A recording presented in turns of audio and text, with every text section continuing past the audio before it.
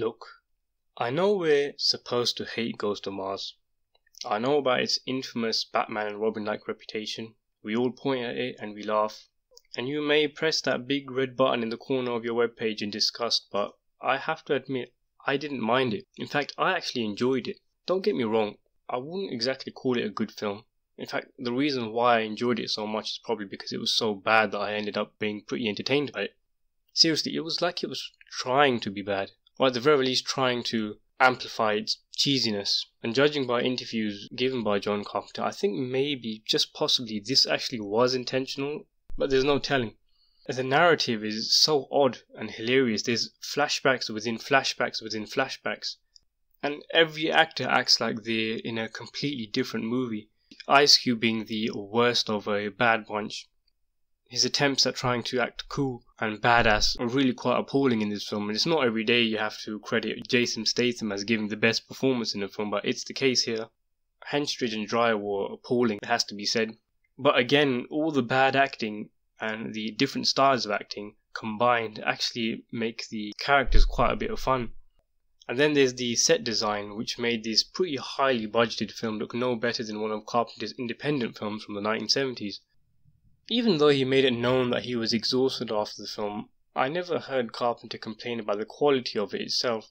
I do think the cheesiness might have been intentional, so maybe Ghost of Mars is a little bit, misunderstood. Either way, cheesy Carpenter is far better than boring Carpenter, so Ghost of Mars is worth a watch maybe? Am I allowed to say that? The film's colour palette is so red you'd think that the film stock was set on fire in post-production.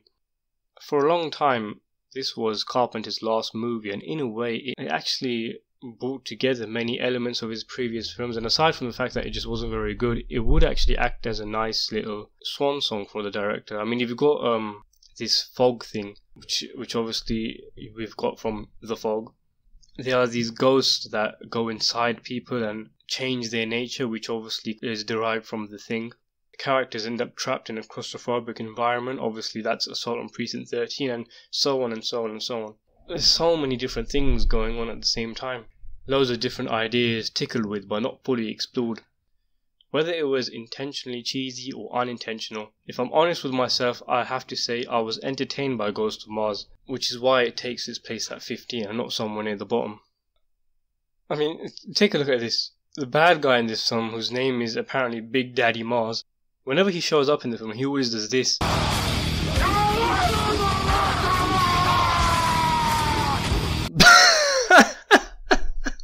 What the hell was that? I mean, what was that supposed to be? Was that supposed to be scary? It's clearly hilarious. What's even funny is that I read a trivia online that his lines were improvised, as if that's something to be proud about. But this is what I mean by the film being so much fun, as opposed to some of the really boring and bland films he made, like Village of the Damned. The best scene? I guess the one that sticks out more than anything else is the ending. Just when you couldn't roll your eyes any more than you already have. Natasha Henstridge is in prison, and in the final moments of the film, Ice Cube bursts in, rescues her, and the two charge out. Apparently the base is under attack or something. And then the film just finishes. It just literally finishes seemingly right in the middle of the story.